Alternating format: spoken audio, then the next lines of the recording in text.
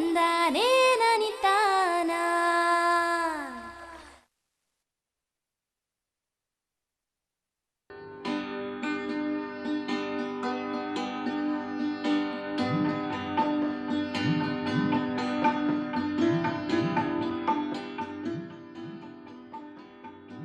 ಭತ್ತ ನಮ್ಮ ನಾಡಿನ ಪ್ರಮುಖ ಆಹಾರ ಧಾನ್ಯಗಳಲ್ಲಿ ಒಂದಾಗಿದೆ. ಭತ್ತಕ್ಕೆ ಸಾಕಷ್ಟು ನೀರಿನ ಅವಶ್ಯಕತೆ ಇದ್ದು, ಕಟಾವಿನ ನಂತರವೂ ಭೂಮಿಯಲ್ಲಿ ಸಾಕಷ್ಟು ತೇವಾಂಶ ಲಭ್ಯವಿರುತ್ತದೆ. ಈ ತೇವಾಂಶವನ್ನು ಬಳಸಿಕೊಂಡು ರೈತರು ಬಗೆ ಬಗೆಯ ದ್ವಿದಳ ಧಾನ್ಯಗಳನ್ನು ಬೆಳೆದು ಉತ್ಪಾದಕತೆಯನ್ನು ಹೆಚ್ಚಿಸಿಕೊಳ್ಳಬಹುದು. ಅಲಸಂದೆ, ಹುರುಳಿ, ಉದ್ದು, ತೊಗರಿ ಮುಂತಾದ ಅಲ್ಪಕಾಲೀನ ದ್ವಿದಳ ಧಾನ್ಯ ಬೆಳೆಗಳನ್ನು ಭತ್ತದ ಕಟಾವಿನ ನಂತರ ರೈತರು ಬೆಳೆದು ಭೂಮಿಯ ತೇವಾಂಶದ ಸದ್ಬಳಕೆ ಮಾಡಿಕೊಳ್ಳಬಹುದು. ಈ ಭತ್ತದ ನಂತರ ಹಾಗೂ ಟೊಬ್ಯಾಕೊ ನಂತರ ಈ ಸುಮಾರು ಮತ್ತು ಇಂದು ಮಧ್ಯಭಾಗದ ಎಲ್ಲಿ ಅವಕಾಶ ಇದೆ ಅಲ್ಲಿ ನಾವು ಹೆಚ್ಚು ಉತ್ಪಾದಕತೆ ಹೆಚ್ಚಿಸಿ ರೈತರ ಒಂದು ಆದಾಯವನ್ನು ಜಾಸ್ತಿ ಮಾಡಿಕೊಳ್ಳೋಕ್ಕೋಸ್ಕರ ಬೇರೆ ಬೇರೆ ಬೆಳೆ ಪದ್ಧತಿಗಳಲ್ಲಿ ನಾವು ಈ ದ್ವಿದಳ ಧಾನ್ಯಗಳನ್ನು ಅಳವಡಿಸ್ಕೋಬೋದು. ಅಂಥದ್ರಲ್ಲಿ ಕಾವೇರಿ ಅಚ್ಚುಕಟ್ಟು ಪ್ರದೇಶದ ಭಾಗದಲ್ಲಿ ಹಲವಾರು ವರ್ಷಗಳಿಂದ ಹಲವಾರು ದ್ವಿದಳ ಧಾನ್ಯಗಳ ಬೆಳೆಗಳ ಒಂದು ಬೆಳವಣಿಗೆ, ಅದರ ಅಭಿವೃದ್ಧಿ ಮತ್ತು ಆ ಒಂದು ಅಳವಡಿಕೆಯ ಬಗ್ಗೆ ನಾವು ಹೆಚ್ಚಾಗಿ ಒತ್ತಾಸೆ ಮಾಡಿದಾಗ ನಮಗೆ ಈಗ ತಿಳಿದು ಬರುವಂಥ ಹಲವಾರು ಬೆಳೆಗಳಲ್ಲಿ ಅಂದರೆ ಹೆಸರು, ಉದ್ದು, ಅಲಸಂದೆ, ಅವರೆ ಮತ್ತು ತೊಗರಿ ಬೆಳೆಗಳಲ್ಲಿ ಹಲವಾರು ಹೊಸ ತಳಿಗಳಿದ್ದು ಅಧಿಕ ಇಳುವರಿ ಕೊಡುವ ತಳಿಗಳು, ರೋಗ ಮತ್ತು ಸಹಿಷ್ಣುತೆ ಹೊಂದಿರುವಂಥ ತಳಿಗಳನ್ನು ನಾವು ಅಭಿವೃದ್ಧಿಪಡಿಸಿದ್ದೇವೆ.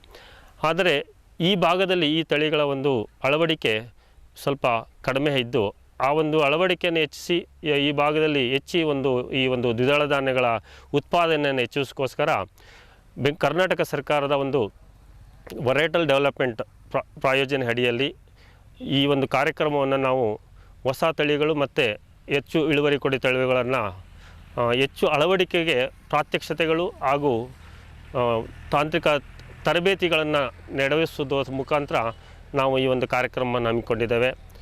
ಈ ಭಾಗದಲ್ಲಿ ಮುಖ್ಯವಾಗಿ ನಾವು ತಗೊಳ್ಬೇಕಂದ್ರೆ ಮುಖ್ಯ ಬೆಳೆ ಅಂದರೆ ಅಲಸಂದೆ ಮತ್ತು ಹುರುಳಿ ಹೆಚ್ಚಾಗಿ ಬೆಳೆಯುತ್ತಿದ್ದಾರೆ. ಆದರೆ ಇನ್ನೂ ಹೆಚ್ಚು ಫಲವತ್ತತೆ ಮತ್ತು ಹೆಚ್ಚು ಇಳುವರಿ ಹಾಗೂ ಹೆಚ್ಚು ಒಂದು ಆದಾಯವನ್ನು ತಂದುಕೊಡುವಂಥ ಹೆಸರು, ಉದ್ದು ಮತ್ತು ತೊಗರಿ ತಳಿಗಳನ್ನು ಈ ಭಾಗದಲ್ಲಿ ಜಾಸ್ತಿ ಅಳವಡಿಸಿಕೊಳ್ಳದೇ ಇರುವುದು ಕಂಡುಬರ್ತದೆ. ಅದಕ್ಕೋಸ್ಕರ ನಾವು ಈ ಒಂದು ಅಧಿಕ ಇಳುವರಿ ಕೊಡುವ ತಳಿಗಳನ್ನು ನಾವು ಒಂದೊಂದಾಗಿ ಪರಿಚಯಿಸೋಕ್ಕೋಸ್ಕರ ಈ ಒಂದು ಕಾರ್ಯಕ್ರಮ ಹಾಕ್ಕೊಂಡಿದ್ದೀವಿ. ರಶ್ಮಿ ಎಂಬ ಉದ್ದಿನ ತಳಿ ಅಲ್ಪಾವಧಿ ತಳಿಯಾಗಿದೆ. ಜೊತೆಗೆ MGG1, MGG2 ಸುಧಾರಿತ ತಳಿಗಳಾಗಿದ್ದು 65ರಿಂದ 70 ದಿನಗಳಲ್ಲಿ ಕಟಾವಿಗೆ ಬರುತ್ತವೆ ಮತ್ತು ಅಧಿಕ ಇಳುವರಿ ನೀಡಬಲ್ಲದ್ದಾಗಿವೆ. ಉದ್ದಿನಲ್ಲಿ ನಾವು ತಿಳಿದ ಮಟ್ಟಿಗೆ ಈಗ ತಮಗೆಲ್ಲ ಗೊತ್ತಿದೆ, ರಶ್ಮಿ ಅನ್ನೋ ಒಂದು ತಳಿ ಅಲ್ಪಾವಧಿ ತಳಿಯಾಗಿದ್ದು ಅದನ್ನು ನಾವು ಈ ಭಾಗದಲ್ಲಿ ಬೆಳೀತಾ ಇದ್ದೇವೆ. ಅದರ ಜೊತೆಗೆ ಈ ಒಂದು ಕಾರ್ಯಕ್ರಮ ಯೋಜನೆ ಅಡಿಯಲ್ಲಿ ಸುಮಾರು ಹೊಸ ತಳಿಗಳು ಅಥವಾ ಆಶಾದಾಯಕ ತಳಿಗಳನ್ನು ಕೂಡ ನಾವು ಅಭಿವೃದ್ಧಿಪಡಿಸಿದ್ದೇವೆ. ಅದರಲ್ಲಿ ಮಂಡ್ಯ ಬ್ಲ್ಯಾಕ್ ಗ್ರಾಮ್ ಅಥವಾ MGG1 ಮತ್ತು MGG2 ಅಂತ ಈ ತಳಿಗಳನ್ನು ಇಲ್ಲಿ ನೀವು ಕಾಣ್ಬೋದು. ಇವುಗಳ ವಿಶೇಷ ಗುಣ ಅಂದರೆ ನಾವು ಭತ್ತದ ನಂತರ ಉಳಿದ ತೇವಾಂಶದಲ್ಲಿ ಬೆಳೆಯುವಂಥ ಒಂದು ಈ ತಳಿಗಳು ಅಲ್ಪಾವಧಿ ತಳಿಗಳಾದ್ದು 65ರಿಂದ 70 ದಿವಸಗಳಲ್ಲಿ ಕಟಾವಿಗೆ ಬರುವಂಥ ಈ ತಳಿಗಳು ಹೆಚ್ಚು ಇಳುವರಿ ಕೊಡುವಂಥ ಒಂದು ಅಂಶವನ್ನು ನಾವು ಈ ತಳಿಗಳಲ್ಲಿ ಕಾಣ್ತೇವೆ. KKM3 ಅಲ್ಪಾವಧಿ ಹೆಸರಿನ ತಳಿಯಾಗಿದೆ. ಹಾಗೆಯೇ BG9, MGG1 ಮತ್ತು MGG2 ಕೂಡ ಉತ್ತಮ ಇಳುವರಿ ನೀಡಬಲ್ಲ ಹೆಸರಿನ ತಳಿಗಳಾಗಿದ್ದು ಭತ್ತದ ಕಟಾವಿನ ನಂತರ ಭೂಮಿಯ ತೇವಾಂಶ ಬಳಸಿ ಬೆಳೆಯಬಹುದಾಗಿದೆ. ಹೆಸರು ಬೆಳೆಯಲ್ಲಿ ಮುಖ್ಯವಾಗಿ ನಾವು KKM3 ಅಂತ ಒಂದು ತಳಿಯನ್ನು ಬಿಡುಗಡೆ ಮಾಡಿದ್ದೀವಿ. ಈ ತಳಿಯು ಕೂಡ ಅಲ್ಪಾವಧಿ ತಳಿಯಾಗಿದ್ದು ಜೊತೆಗೆ ಇನ್ನೂ 2 ತಳಿಗಳನ್ನು ನಾವು ಗುರುತಿಸಿದ್ದೀವಿ. ಅದರಲ್ಲಿ BGS9 ಅಂತ ಈಗ ನಮ್ಮ ಒಂದು ಧಾರವಾಡ ರಾಯಚೂರು ಕೃಷಿ ವಿಶ್ವವಿದ್ಯಾಲಯದಿಂದ ಬಿಡುಗಡೆ ಮಾಡಿದಂಥ ತಳಿಯು ಕೂಡ ನಮ್ಮ ಈ ಭಾಗದಲ್ಲಿ ಉತ್ತಮವಾದ ಒಂದು ಫಲಿತಾಂಶವನ್ನು ಕೊಡ್ತಾ ಇದೆ. ಅದನ್ನು ಕೂಡ ನಾವು ಇಲ್ಲಿ ಪ್ರಾತ್ಯಕ್ಷತೆಗೆ ಹಾಕಿದ್ದೀವಿ ಮತ್ತು ರೈತರ ಹೊಲದಲ್ಲೂ ಕೂಡ ಹಾಕಿದ್ದೀವಿ. ಅದರ ಜೊತೆಗೆ ಇನ್ನೂ 2 ತಳಿಗಳಾದ MGG1 ಮತ್ತು MGG2 ತಳಿಗಳನ್ನು ಕೂಡ ಇಲ್ಲಿ ಹೊಸದಾಗಿ ಆಶಾದಾಯಕವಾದಂಥ ತಳಿಗಳಾಗಿದ್ದು ಅವುಗಳನ್ನು ನಾವು ಇಲ್ಲಿ ಪರಿಚಯಿಸ್ತಾ ಇದ್ದೀವಿ. ಕೆಬಿಸಿ 1, ಕೆಬಿಸಿ 2, ಕೆಎಂ 5, ಪಿಜಿಸಿಪಿ 6 ಸುಧಾರಿತ ಅಲ್ಪಾವಧಿ ಅಲಸಂದೆ ತಳಿಗಳಾಗಿವೆ. ಈ ಎಲ್ಲ ತಳಿಗಳನ್ನು ಭತ್ತದ ನಂತರ ಅಲ್ಲದೆ ವರ್ಷದ ಎಲ್ಲ ಕಾಲದಲ್ಲಿಯೂ ಬೆಳೆಯಬಹುದು. ಹಾಗೆಯೇ ವಿವಿಧ ಬೆಳೆ ಪದ್ಧತಿಗಳಲ್ಲಿ ಅಳವಡಿಸಿಕೊಳ್ಳಬಹುದಾಗಿದೆ. ಅಲಸಂದೆಯಲ್ಲಿ ಕೂಡ ನಮಗೆ ಈಗ ಸುಮಾರು ತಳಿಗಳು ಲಭ್ಯತೆ ಇದೆ. ಅದರಲ್ಲಿ ಕೆಬಿಸಿ 1 ಇರ್ಬೋದು, ಕೆಬಿಸಿ 2 ಇರ್ಬೋದು. ಈಗ C152 ತಳಿಗೆ ನಂತರ ಕೆಬಿಸಿ 1, ಕೆಬಿಸಿ 2, KM 5 ಮತ್ತು IT 38956 ಅಂತ ಬಿಳಿ ಕಾಳಿನ ತಳಿ, ಈ ಇಷ್ಟು ತಳಿಗಳು ಲಭ್ಯತೆ ಇದೆ. ಇದರ ಜೊತೆಗೆ ಇನ್ನೂ ಅಲ್ಪಾವಧಿ ತಳಿ ಅಂದರೆ ಕೇವಲ 60ರಿಂದ 65 ದಿನಗಳಲ್ಲಿ ಕಟಾವಿಗೆ ಬರುವಂಥ ಈ ಉತ್ತಮ ಕಾಳಿನ ಗುಣಧರ್ಮವನ್ನು ಹೊಂದಿರುವಂಥ 3 ತಳಿಗಳನ್ನು ನಾವು ಇಲ್ಲಿ ಪರಿಚಯಿಸ್ತಾ ಇದ್ದೀವಿ. ಅದರಲ್ಲಿ ಮೊದಲನೇದಾಗಿ ಒಂದು ಏನು PGCP 6 ಈ ತಳಿ ಅತ್ಯಲ್ಪವಾಗಿದ್ದು ಕೇವಲ 65 ದಿನಗಳಲ್ಲಿ ಕಟಾವಿಗೆ ಬರ್ತದೆ. ಹೆಚ್ಚು ಮತ್ತು ಕಾಯಿಯನ್ನು ಬಿಡುವಂಥ ಈ ತಳಿ ನಮ್ಮ ಒಂದು ಇಳುವರಿನಲ್ಲಿ ಹೆಚ್ಚು ಇಳುವರಿ ಕೊಡುವಂಥ ಒಂದು ಅಂಶವನ್ನು ಈ ತಳಿ ಹೊಂದಿದೆ. ಅದಲ್ಲದೆ ಇವು ಯಾವ ತಳಿಗಳಲ್ಲಿ ನಿಮಗೆ ಹಬ್ಬುವ ಒಂದು ಗುಣ ಇರೋದಿಲ್ಲ. ಇದರಿಂದ ನಾವು ಅಂತರ ಬೆಳೆಯಾಗಿ ಅಥವಾ ಅತ್ಯಲ್ಪ ಬೆಳೆ ಎಲ್ಲಿ ನಮಗೆ ಅತ್ಯಲ್ಪ ಅವಕಾಶ ಸಿಗುತ್ತೆ ಅಲ್ಲಿ ಬೆಳೆಯೋದಕ್ಕೆ ಈ ತಳಿಗಳನ್ನು ನಾವು ಉಪಯೋಗಿಸ್ಬೋದಾಗಿದೆ. ಇದ್ರ ಜೊತೆಗೆ PGCP 12 ಅನ್ನೋ ಒಂದು ತಳಿ ಕೂಡ ನಾವು ಅದನ್ನು ಇಲ್ಲಿ ಗುರುತಿಸಿದ್ದೀವಿ ಹೊಸದಾಗಿ. ಅದನ್ನು ನಾವು ಈಗ ಪರೀಕ್ಷೆ ಮಟ್ಟದಲ್ಲಿ ಅದನ್ನು ನಾವು ಹೆಚ್ಚಾಗಿ ಪ್ರಾತ್ಯಕ್ಷಿತೆಗೆ ನಾವು ತೆಗೆದುಕೊಳ್ತಾ ಇದ್ದೀವಿ. ಅದ್ರ ಜೊತೆಗೆ ನಮಗೆ ಈಗ ಆಲ್ರೆಡಿ ಬಿಡುಗಡೆ ಮಾಡಿದಂಥ IT 38956 ಏನು ತಳಿ ಇದೆ, ಆ ತಳಿ ಈ ಭಾಗದಲ್ಲಿ ನಾವು ಈ ಒಂದು ಎಲ್ಲ ಬೆಳೆ ಪದ್ಧತಿಗಳಲ್ಲಿ ಅಥವಾ ನಂತರದ ಅಥವಾ ಪೂರ್ವ ಮುಂಗಾರು ಅಥವಾ ಮುಂಗಾರು ನಂತರ ತಡವಾದ ಮುಂಗಾರು ಅಥವಾ ಇನ್ನು ಬೇಸಿಗೆಯಲ್ಲಿ ಕೂಡ ಈ ತಳಿಗಳನ್ನು ನಾವು ಬೆಳೆಯಬಹುದಾಗಿದೆ. ಈ ಸುಧಾರಿತ ತಳಿಗಳನ್ನು ಮಂಡ್ಯದ ವಿಸಿ ಫಾರಂನಲ್ಲಿ ಅಭಿವೃದ್ಧಿಪಡಿಸಲಾಗಿದ್ದು, ದ್ವಿದಳ ಧಾನ್ಯ ಉತ್ಪಾದಕತೆ ಹೆಚ್ಚಿಸುವ ಉದ್ದೇಶದಿಂದ ರೈತರಿಗೆ ಬೀಜ, ಗೊಬ್ಬರ, ತಾಂತ್ರಿಕ ಸೌಲಭ್ಯಗಳನ್ನು ನೀಡಿ ಪ್ರೋತ್ಸಾಹಿಸಲಾಗುತ್ತಿದೆ. ಕಡಿಮೆ ಅವಧಿಯಲ್ಲಿ ಹೆಚ್ಚು ಇಳುವರಿ ಕೊಡುವಂಥ ಬೆಳೆಗೆ ಸೂಕ್ತವಾದಂಥ ತಳಿಗಳು, ಈ ತಳಿಗಳನ್ನು ನಾವು ಇಲ್ಲಿ ರೈತರ ಜಮೀನಿನಲ್ಲಿ ಪರಿಚಯಿಸಿ ಹೆಚ್ಚು ಭಾಗ ಇದನ್ನು ಬೆಳೆಯೋದಕ್ಕೆ ಅನುಕೂಲ ಆಗಲಿ ಅಂತ ನಾವು ಈಗ ರೈತರಿಗೆ ಬೀಜವನ್ನು ಕೊಡೋದು ಮುಖಾಂತರ, ಗೊಬ್ಬರವನ್ನು ಕೊಡೋದು ಮುಖಾಂತರ ಮತ್ತು ಜೊತೆಗೆ ಈ ಎಲ್ಲ ದ್ವಿದಳ ಬೆಳೆಯುವಾಗ ನಮಗೆ ಮುಖ್ಯವಾಗಿ ಕಂಡುಬರುವಂಥ ಈ ಕಳೆಯ ನಿಯಂತ್ರಣಕ್ಕೂ ಕೂಡ ಸೂಕ್ತವಾದ ತಾಂತ್ರಿಕತೆಗಳನ್ನು ನಾವು ಅಳವಡಿಸಿ ಅದನ್ನು ಕೂಡ ನಾವು ಇದರಲ್ಲಿ ಪ್ರಾತ್ಯಕ್ಷತೆ ಹಾಕ್ಕೊಂಡಿದ್ದೀವಿ. ಅದರ ಜೊತೆಗೆ ಈ ಹೆಚ್ಚಾಗಿ ನಮಗೆ ಈಗ ಒಂದು ಏನು ಆಳುಗಳ ಕೊರತೆ ಕಂಡು ಬಂದಾಗ ಅದನ್ನು ಕೂರಿಗೆ ಬಿತ್ತನೆ ಮುಖಾಂತರ ಇರ್ಬೋದು ಅಥವಾ ಸೀಡ್ರಿಲ್ ಉಪಯೋಗಿಸ್ಬೋದು ಇರ್ಬೋದು, ಕೋನ ವೀಡ್ರು ಅಥವಾ ಸೈಕಲ್ ವೀಡ್ರು ಉಪಯೋಗಿಸೋರು ಇರ್ಬೋದು. ಈ ಇಷ್ಟು ಕೂಡ ನಾವು ತಾಂತ್ರಿಕತೆಗಳನ್ನು ಒಟ್ಟಾರೆಯಾಗಿ ತಳಿಗಳ ಜೊತೆಗೆ ಇತರ ಒಂದು ಉತ್ಪಾದನಾ ತಾಂತ್ರಿಕತೆಗಳನ್ನು ಜೊತೆಯಲ್ಲಿ ತೆಗೆದುಕೊಂಡು ಈ ರೈತರ ಮಟ್ಟದಲ್ಲಿ ಹೆಚ್ಚಿನ ಇಳುವರಿ ಕೊಡೋದಕ್ಕೆ ನಾವು ಈ ಒಂದು ಪ್ರಯತ್ನ ಮಾಡಿ ಅದರಲ್ಲಿ ಸುಮಾರು ಭಾಗ ಈಗ ನಾವು ಕವರ್ ಮಾಡಿದ್ದೀವಿ. ಜೊತೆಗೆ ಈಗ ಮುಂದಿನ ವರ್ಷಗಳಲ್ಲಿ ಮೈಸೂರು ಮತ್ತು ಚಾಮರಾಜನಗರ ಹಾಗೂ ಹಾಸನ ಭಾಗದಲ್ಲಿ ನಾವು ಹೆಚ್ಚಿನದಾಗಿ ತೆಗೆದುಕೊಳ್ಬೇಕಾಗಿದೆ. ಯಾಕಪ್ಪ ಅಂದರೆ ಮುಂದಿನ ವರ್ಷ ತಮಗೆಲ್ಲರಿಗೂ ಗೊತ್ತಿರೋ ಹಾಗೆ ಈ ಒಂದು ದ್ವಿದಳ ಧಾನ್ಯ ಬೆಳೆಗಳ ಒಂದು ಪ್ರಾಮುಖ್ಯತೆಯನ್ನು ಅರಿತು ವಿಶ್ವಸಂಸ್ಥೆ ಅಂತಾರಾಷ್ಟ್ರೀಯ ದ್ವಿದಳ ವರ್ಷವನ್ನಾಗಿ ಆಚರಿಸ್ತಾ ಇದೆ 2016. ಈ ಒಂದು ವಿಶೇಷವಾಗಿ ಆ ಒಂದು ಕಾರ್ಯಕ್ರಮವೂ ಕೂಡ ಮುಂದಿನ ವರ್ಷದಲ್ಲಿ ಯಥೇಚ್ಛವಾಗಿ ನಾವು ಹಾಕ್ಕೊಂಡು ಈ ಒಂದು ದ್ವಿದಳ ಧಾನ್ಯ ಬೆಳೆಗೂ ಮೈಸೂರು ವಿಭಾಗದಲ್ಲಿ ಹೆಚ್ಚಾಗಿ ಬೆಳೆದು ಹೆಚ್ಚು ಆದಾಯ ಗಳಿಸುವಂತಾಗಲಿ. ನಾವೇನು ಇವತ್ತಿನ ದಿನಗಳಲ್ಲಿ ಉತ್ತರ ಕರ್ನಾಟಕದಲ್ಲಿ ಬೆಳೆಯುವಂಥ ಹೆಚ್ಚು ಬೇಳೆಕಾಳು ಬೆಳೆಯುವಂಥ ಭಾಗವಾಗಿದೆ.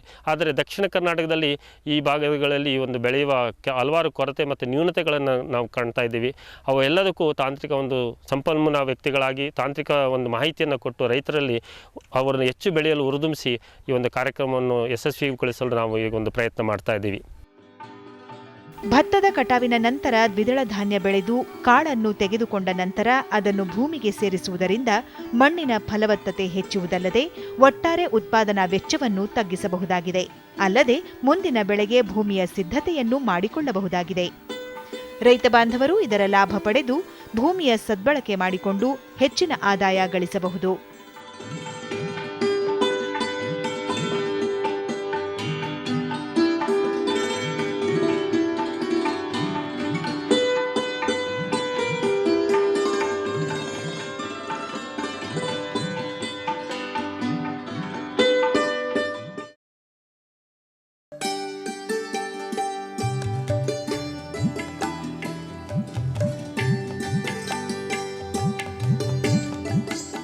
ಪಪ್ಪಾಯಿ ನಮ್ಮ ರಾಜ್ಯದ ಒಂದು ಪ್ರಮುಖ ಹಣ್ಣಿನ ಬೆಳೆ. ಉತ್ತರ ಕರ್ನಾಟಕದಲ್ಲಿ ಈ ಬೆಳೆಗೆ ಹೆಚ್ಚು ಅವಕಾಶಗಳಿರುವುದರಿಂದ ರೈತ ಬಾಂಧವರಿಗೆ ಪಪ್ಪಾಯಿ ಬೆಳೆ ಬಗ್ಗೆ ಸಮಗ್ರ ಮಾಹಿತಿ ನೀಡುವ ಸಲುವಾಗಿ ಬಾಗಲಕೋಟೆಯಲ್ಲಿರುವ ತೋಟಗಾರಿಕಾ ವಿಜ್ಞಾನಗಳ ವಿಶ್ವವಿದ್ಯಾಲಯದ ವಿಸ್ತರಣಾ ನಿರ್ದೇಶನಾಲಯದಲ್ಲಿ ಇತ್ತೀಚೆಗೆ 1 ದಿನದ ಕಾರ್ಯಾಗಾರವನ್ನು ಏರ್ಪಡಿಸಲಾಗಿತ್ತು.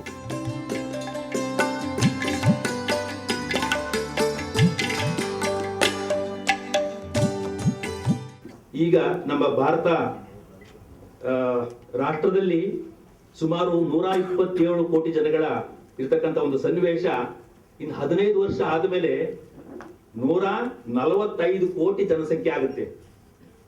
ಅಂತ ಒಂದು ಸನ್ನಿವೇಶಕ್ಕೆ ಇವತ್ತು ಜಮೀನು ಕಡಿಮೆ ಆಗ್ತಾ ಇದೆ, ನೀರು ಕಡಿಮೆ ಆಗ್ತಾ ಇದೆ, ಹವಾಮಾನದ ವೈಪರೀತ್ಯಗಳು ಜಾಸ್ತಿ ಆಗ್ತಾ ಇದಾವೆ.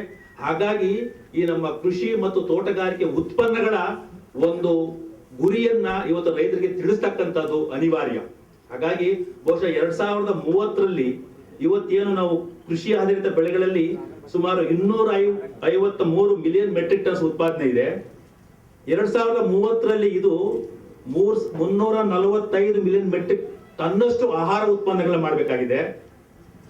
ಅದೇ ರೀತಿ ತೋಟಗಾರಿಕೆ ಉತ್ಪನ್ನಗಳು ಸದ್ಯದಲ್ಲಿ 271 ಮಿಲಿಯನ್ ಮೆಟ್ರಿಕ್ ಟನ್ಸ್ ನಾವು ಉತ್ಪಾದನೆ ಮಾಡ್ತಾ ನಮ್ಮ ರಾಷ್ಟ್ರದಲ್ಲಿ 2030ಕ್ಕೆ ಅದು 320 ಮಿಲಿಯನ್ ಮೆಟ್ರಿಕ್ ಟನ್ ಅಷ್ಟು ಉತ್ಪಾದನೆ ಮಾಡಬೇಕಾಗಿದೆ.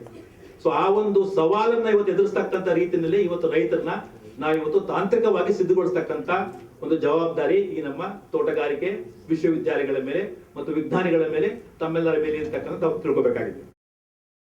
ಪಪ್ಪಾಯ ಕೃಷಿ ಬಗ್ಗೆ ಸಾಕಷ್ಟು ರೀತಿಯಲ್ಲಿ ಅದರ ಒಂದು ಏನು ಕೃಷಿ ಮಾಡಬೇಕಾದರೆ ಏನೇನು ಉತ್ಪಾದನಾ ತಾಂತ್ರಿಕಗಳನ್ನು ನಾವು ಅನುಸರಿಸಬೇಕು, ಅದರಿಂದ ಎಷ್ಟರ ಮಟ್ಟಿಗೆ ನಮಗೆ ಲಾಭ ಸಿಗುತ್ತೆ ಅಂತಕ್ಕಂಥದ್ರ ಬಗ್ಗೆ ಮತ್ತು ಮಾರುಕಟ್ಟೆ ವಿವರ ಬಗ್ಗೆ ಸಾಕಷ್ಟು ರೀತಿಯಲ್ಲಿ ಒಂದು ಮಾಹಿತಿಯನ್ನು ಪಡ್ಕೊಂಡ್ಬಿಟ್ಟು ಎಷ್ಟೋ ಜನ ಒಂದು ಪಪ್ಪಾಯ ಕೃಷಿಗೆ ಮುಂದಾಗಿದ್ದಾರೆ.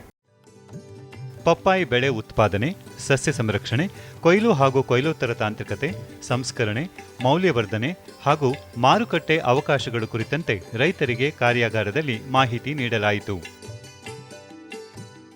1 ಎಕರೆಗೆ ಒಂದು 100 ಏನಪ್ಪ ಅಂದ್ರೆ 100 ಟನ್ನದಷ್ಟು ಬೆಳೆದವರು ಅದಾರ ನಮ್ಮ ರೈತರು. ಯಾಕಂದ್ರೆ 7/7 ನಾವು ಪ್ಲಾಂಟಿಂಗ್ ಮಾಡಿದ್ರೆ 49 ಸ್ಕ್ವೇರ್ ಫೀಟ್ ಒಂದು ಪ್ಲಾಂಟ್ ಇತ್ತು. ಇದು 1 ಎಕರೆಗೆ 889 ಗಿಡಗಳು ಏನಪ್ಪ ಕುಂದಿರ್ತಾವ. 7/7 ಆತಂದ್ರೆ ಒಂದೊಂದು ಗಿಡಕ್ಕೆ ಒಂದು 100 ಕಾಯಿ ಆತಂದ್ರೆ ಒಂದೊಂದು ಕಾಯಿ ತೂಕ 1.2 kg ಆತಂದ್ರೆ ನಿಮ್ಗೆ ಮಿನಿಮಮ್ ಅಂದ್ರೆ ಒಂದು ಗಿಡಕ್ಕೆ 120 kg ಆಕೈತಿ. ಬಹಳಷ್ಟು ಈಲ್ಡ್ ಆಕೈತಿ. ಅದು ನಿಮ್ಗೆ ಆಗಿಲ್ಲ. ನೀವೇ ಮುಂಜಾನೆ ಸಂಜೆ ಊಟ ಮಾಡ್ತಿಲ್ಲ, ಹಂಗೆ ಎಷ್ಟು ಅದಕ್ಕೆ ಆಹಾರ ಕೊಡ್ತೀರಾ ಅಷ್ಟು ಉತ್ಪಾದನೆ ಆಕೈತಿ. ನೀವು ಇದ್ದಂಗೆ ಅದು. ಆದ್ರೆ ಇದಕ್ಕೆ ಸ್ವಲ್ಪ ನೀವು ಕಾಳಜಿ ಮಾಡ್ರಿ ಅಂದ್ರೆ ಡೆಫಿನೆಟ್ಲಿ ಅಂದ್ರೆ ವೈರಸ್ ಆಕೈತಿ.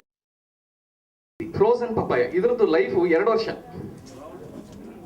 ಅಂದ್ರೆ -30 ಡಿಗ್ರಿಯಲ್ಲಿ ಅದು ಫ್ರೀಸ್ ಆದ್ರೆ ಅದನ್ನ ಸ್ಟೋರ್ ಮಾಡಬೇಕಾದ್ದು -18 ಡಿಗ್ರಿಯಲ್ಲಿ ಇರಬೇಕಾಗುತ್ತೆ ಥ್ರೂಟ್ ಇಟ್ಸ್ ಲೈಫ್. ಅಂದ್ರೆ ಅದನ್ನ ನಾವು ಕನ್ಸ್ಯೂಮ್ ಮಾಡೋ ತನಕ, ಬೇರೆ ದೇಶ ರೀಚ್ ಆಗೋ ತನಕ ಒಂದು ಶೀತ ಸರಪಡಿಯಲ್ಲಿ ಕೋಲ್ಡ್ ಚೈನ್ ನಲ್ಲಿ ಅದು ಸಾಗಾಣಿಕೆ ಆಗಬೇಕಾಗುತ್ತೆ. ಐಸ್ ಕ್ರೀಮ್ ಇದ್ದಂಗೆ. ಐಸ್ ಕ್ರೀಮ್ ಅನ್ನು ಹೊರಗಡೆಲಿಕ್ಕೆ ಬರಂಗಿಲ್ಲ, ಯಾವಾಗಲೂ ಅದು ಕೋಲ್ಡ್ ಅಲ್ಲೇ ಹೋಗ್ತಾ ಇರಬೇಕು. ಅದೇ ರೀತಿ ಈ ಪ್ರಾಡಕ್ಟ್ ಇದು ಬಹಳಷ್ಟು ಬೇಡಿಕೆ ಇರುವಂತಹ ಒಂದು ಪದಾರ್ಥ. ಅಂದ್ರೆ ಹಣ್ಣನ್ನೇ ಅದನ್ನ ಏನು ಐಸ್ ಆದ್ಮೇಲೆ ಹೊರಗಡೆಗಿಟ್ಟು ನಾರ್ಮಲ್ ಟೆಂಪರೇಚರ್ ಬಂದಾಗ ಅದು ನಾರ್ಮಲ್ ಹಣ್ಣಾಗಿರುತ್ತೆ. 2 ವರ್ಷದ ತನಕ ಇದು ಕೆಡದಂಗೆ ಇರ್ಲಿಕ್ಕೆ ಸರ್. ರಾಜ್ಯದ ವಿವಿಧೆಡೆಗಳಿಂದ ಬಂದಿದ್ದ ರೈತ ಬಾಂಧವರು ಕಾರ್ಯಾಗಾರದಲ್ಲಿ ಭಾಗವಹಿಸಿ ಪಪ್ಪಾಯಿ ಬೆಳೆ ಬಗ್ಗೆ ಸಮಗ್ರ ಮಾಹಿತಿಯನ್ನು ಪಡೆದುಕೊಂಡರು.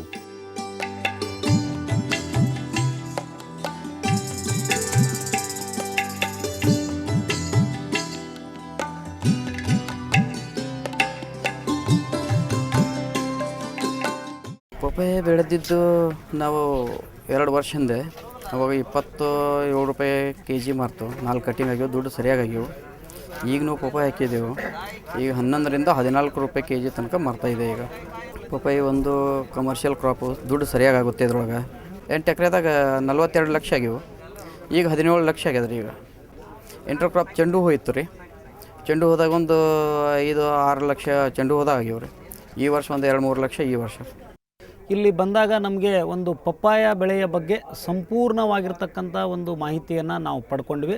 ಜೊತೆಗೆ ಯಾವ ರೀತಿ ಅಂತಂದರೆ ಭೂಮಿ ಸಿದ್ಧತೆಯನ್ನು ಹಿಡ್ಕೊಂಡು ಆ ಸಸಿಗಳನ್ನು ತರೋದರಿಂದ ಹಿಡ್ಕೊಂಡು ಬೆಳೆಸೋದ್ರಿಂದ ಹಿಡ್ಕೊಂಡು ಹಾಗೆ ಕೊನೆಯದಾಗಿ ಮಾರುಕಟ್ಟೆ ವ್ಯವಸ್ಥೆ ಕೂಡ ಇಲ್ಲಿ ಒಂದು ಅತ್ಯುತ್ತಮವಾಗಿರ್ತಕ್ಕಂಥ ಒಂದು ವಿಷಯ ನಾವು ತಿಳ್ಕೊಂಡಿವಿ. ಜೊತೆಗೆ ಇದೇ ಪಪ್ಪಾಯನ್ನು ಯಾವ ರೀತಿ ನಾವು ಜ್ಯೂಸ್ ಮಾಡ್ಬೋದು ಮತ್ತು ಇನ್ನಿತರ ಬೇರೆ ಉತ್ಪನ್ನಗಳನ್ನು ಯಾವ ರೀತಿ ಮಾಡ್ಬೋದು. ಅಷ್ಟೇ ಅಲ್ಲದೆ ಈ ಪಪ್ಪಾಯ ಬೆಳೆಯನ್ನು, ಈ ಪಪ್ಪಾಯ ಹಣ್ಣನ್ನು ವಿದೇಶಕ್ಕೆ ಕೂಡ ಯಾವ ರೀತಿ ರಫ್ತು ಮಾಡ್ಬೋದು, ಅದಕ್ಕೆ ಯಾವ ರೀತಿಯಾಗಿರ್ತಕ್ಕಂಥ ಕಂಡೀಷನ್ಗಳು ಕೂಡ ಇದೆ ಅಂತಕ್ಕಂಥ ಒಂದು ಸಂಪೂರ್ಣವಾಗಿರ್ತಕ್ಕಂಥ ಮಾಹಿತಿ ಇಲ್ಲಿ ಸಿಕ್ತು. ಈ ಪಪ್ಪಾಯ ಬೆಳೆಗಾರರ ಮೀಟಿಂಗ್ ಮಾಡೋದು ಇದೇ ಫಸ್ಟ್ ಟೈಮ್ ಅಂತ ನಾನು ತಿಳ್ಕೊಂಡಿದ್ದೀನಿ. ಯಾಕೆ ವಿವಿಧ ಜಿಲ್ಲೆಗಳಿಂದ ವಿವಿಧ ರಾಜ್ಯಗಳಿಂದ ಎಲ್ಲ ರೈತರು ಒಂದಕ್ಕೊಂದು ಪರಿಚಯನೂ ಆದರು, ಅದ್ರ ಬದಲು ಟೆಕ್ನಾಲಜಿನೂ ತಿಳಿಸ್ಕೊಟ್ರು. ಮತ್ತು ಯಾಕಂದರೆ ಇಲ್ಲಿ ಅದ್ರ ರೋಗ ಮತ್ತು ಮಾರ್ಕೆಟಿಂಗ್ ಬದಲು ಮತ್ತು ಎಲ್ಲಿ ಕಳಿಸ್ಬೇಕಾ, ಯಾಕೆ ಥರ ಕ್ವಾಲಿಟಿ ಮಾಡಬೇಕಾ, ಹಾರ್ಟಿಕಲ್ಚರ್ ಯೂನಿವರ್ಸಿಟಿ ಅವರಿಗೆ ಧನ್ಯವಾದಗಳು. ಹೊಸ ತಳಿಗಳು, ಆಮೇಲೆ ಒಳ್ಳೆ ನಿರ್ವಹಣೆ, ಮಾರುಕಟ್ಟೆ ಆದಂಥ ವ್ಯವಸ್ಥೆಗಳು, ಇದನ್ನೆಲ್ಲದನ್ನು ಮಾಹಿತಿ ನಾನು ಪಡ್ಕೊಂಡಿದ್ದೇನೆ. ಇದು ತುಂಬ ಆಸಕ್ತಿಕರವಾಗಿದ್ದು ತುಂಬ ಚೆನ್ನಾಗಿ ಇದನ್ನು ನಿರ್ವಹಣೆ ಮಾಡಿದ್ದಾರೆ ಅಂತೇಳಿ ನನ್ನ ಅಭಿಪ್ರಾಯ. ನಾವು ಬೆಂಗಳೂರು ಏರ್ಪೋರ್ಟಿಂದ ಡೈಲಿ ದುಬೈ, ಕತ್ತರು, ದೋಹಾ ಕಡೆ ಪಪ್ಪಾಯನ ಎಕ್ಸ್ಪೋರ್ಟರ್ಸ್ಗೆ ನಾವು ಪ್ಯಾಕಿಂಗ್ ಮಾಡಿಕೊಡ್ತಾ ಇದ್ವಿ ಮತ್ತು ನಾವು ಡೈರೆಕ್ಟ್ ಎಕ್ಸ್ಪೋರ್ಟ್ ಮಾಡ್ತಾ ಇದ್ವಿ. ಆ ಕಡೆ ರೈತರಿಗೆ ತುಂಬ ಅನುಕೂಲ ಆಗ್ತಾಯಿದೆ. ಇಲ್ಲಿ ಬಾಗಲಕೋಟೆಯಲ್ಲಿ ತುಂಬ ಪಪ್ಪಾಯ ಬೆಳೀತಾ ಇದ್ರಿ. ಅದಕ್ಕೆ ನಾವು ನೆಕ್ಸ್ಟು ಇನ್ನೊಂದು ಟರ್ಮ್ಗೆ ಇಲ್ಲಿಗೆ ಬಂದು ಇಲ್ಲೇ ಒಂದು ಯೂನಿಟ್ ಮಾಡಿ ಇಲ್ಲಿಂದ ಪಪ್ಪಾಯನ ಎಕ್ಸ್ಪೋರ್ಟ್ ಮಾಡೋದಕ್ಕೆ ಪ್ಲ್ಯಾನ್ ಮಾಡ್ತಾ ಇದ್ವಿ. ವ್ಯಾಪಾರಸ್ಥರು, ವಿಜ್ಞಾನಿಗಳು, ಪ್ರಗತಿಪರ ಪಪ್ಪಾಯ ಬೆಳೆಯುವ ರೈತರು ಮತ್ತು ಪಪ್ಪಾಯನ್ನು ಇನ್ನು ಮುಂದೆ ಬೆಳೆಯಲಿಕ್ಕಂತ ಆಸಕ್ತಿಯಿಂದ ಕೇಳ್ಕೊಂತ ಬಂದವರು ಸುಮಾರು 600ಕ್ಕೂ ಹೆಚ್ಚು ರೈತ ಬಾಂಧವರು ಕರ್ನಾಟಕ ರಾಜ್ಯದ ವಿವಿಧ ಜಿಲ್ಲೆಗಳಿಂದ ಅಲ್ಲದೆ ಮಹಾರಾಷ್ಟ್ರದ ಶೋಲಾಪುರ್, ಕೋಲ್ಹಾಪುರ್, ಮಿರಜ್, ಸಾಂಗ್ಲಿ ಭಾಗಗಳಿಂದ ಕೂಡ ಅತಿ ಹೆಚ್ಚಿನ ಸಂಖ್ಯೆಯಲ್ಲಿ ರೈತರು ಬಂದು ಪಪ್ಪಾಯ ಕೃಷಿಯ ಕಾರ್ಯಾಗಾರವನ್ನು ಅತಿ ಯಶಸ್ವಿಯಾಗಿ ಮಾಡುವುದಲ್ಲದೆ ತೋಟಗಾರಿಕೆ ವಿಜ್ಞಾನಗಳ ವಿಶ್ವವಿದ್ಯಾಲಯದ ಪ್ರಾರಂಭದ 7ನೇ ವರ್ಷಗಳಲ್ಲಿ ಬಹಳಷ್ಟು ರೈತರ ಮನಗೆದ್ದು ರೈತ ಸ್ನೇಹಿಯಾಗಿ ಕೆಲಸ ಮಾಡ್ತಾ ಇದೆ.